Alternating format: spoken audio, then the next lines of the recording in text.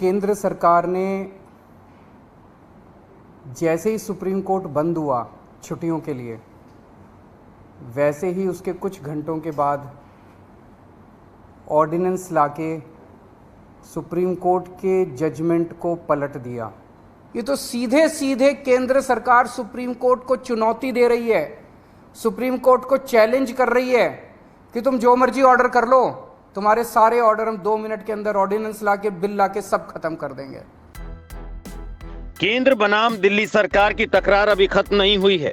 दिल्ली में अफसरों के ट्रांसफर पोस्टिंग का मामला एक बार फिर से सुप्रीम कोर्ट पहुंच गया है। केंद्र सरकार ने सुप्रीम कोर्ट के फैसले के खिलाफ एक पुनर्विचार याचिका दाखिल की है।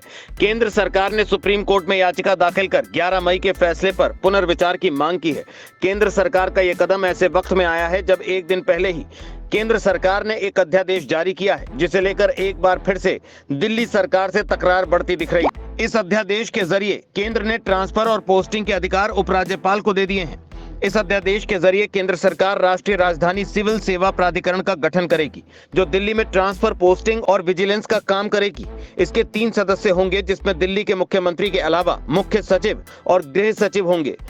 मुख्यमंत्री की अध्यक्षता में यह समिति अधिकारियों के ट्रांसफर और पोस्टिंग का फैसला बहुमत के आधार पर करेगी, लेकिन आखिरी फैसला उपराज्यपाल का होगा। दिल्ली सरकार का कहना है कि केंद्र सरकार का अध्यादेश सीधे तौर पर सुप्रीम कोर्ट के आदेश की अवमानना है।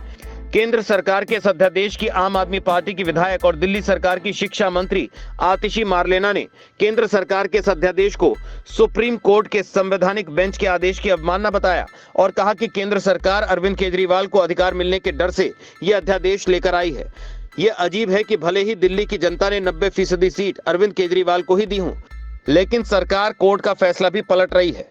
ये लोकतंत्र है, लेकिन केंद्र की सरकार से ये सहन नहीं हुआ, भारतीय जनता पार्टी से ये सहन नहीं हुआ और देश के प्रधानमंत्री नरेंद्र मोदी जी से ये सहन नहीं हुआ कि अरविंद केजरीवाल को सुप्रीम कोर्ट ने ताकत दे दी, कि अरविंद केजरीवाल को 10 गुना स्पीड पे काम करने की ताकत मिल गई।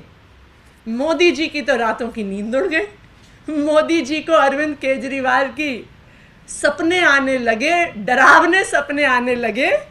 वहीं कांग्रेस नेता अभिषेक मनु सिंघवी ने ट्वीट भी किया है और कहा है कि दिल्ली सरकार के संबंध में जारी किए गए नए अध्यादेश का गहन अध्ययन करना होगा, लेकिन स्पष्ट रूप से यह खराब, बेहद खराब और बेहयाई वाला कदम है। इस मामले में दिल्ली बीजेपी के अध्यक्ष वीरेंद्र सचदेवा ने प्रेस कॉन्फ्रेंस कर कहा कि 17 तारीख को एलजी के पास आशीष मौर्य तबादले की फाइल पास हो गई, लेकिन 18 मई को बिना एलजी से बात किए केजरीवाल ऐलान करते हैं कि वो चीफ सेक्रेटरी को बदलेंगे। सुप्रीम कोर्ट के फैसले की आड़ में केजरीवाल गुंडागर्दी करते हैं। दिल्ली के मुख्यमंत्री अरविंद केजरीवाल ने कहा कि वो जानते हैं कि उनकी दलील अदालत में 5 मिनट नहीं टिकेगी। 1 जुलाई को जब सुप्रीम कोर्ट खोलेगा तो हम उसे चुनौती देंगे।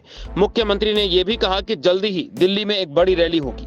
अरविंद केजरीवाल ने कहा, लोगों की ओर से जिस तरह की प्रतिक्रियाएं आ रही हैं, मुझे लगता है कि भाजपा को अगले साल होने वाले लोकसभा चुनाव में 7 सीटों में से एक भी सीट नहीं मिलेगी।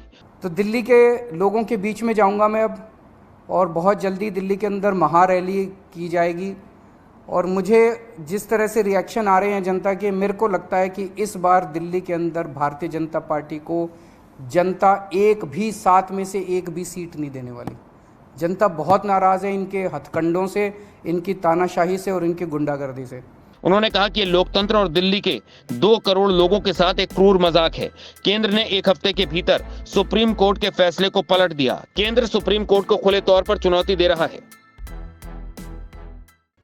राजसत्ता टीवी पर आपको मिलती है देश दुनिया से जुड़ी एक से बढ़कर एक खबरें। आप भी जुड़िए, हमारे चैनल को सब्सक्राइब करिए और बेल आइकॉन दबाना मत भूलिएगा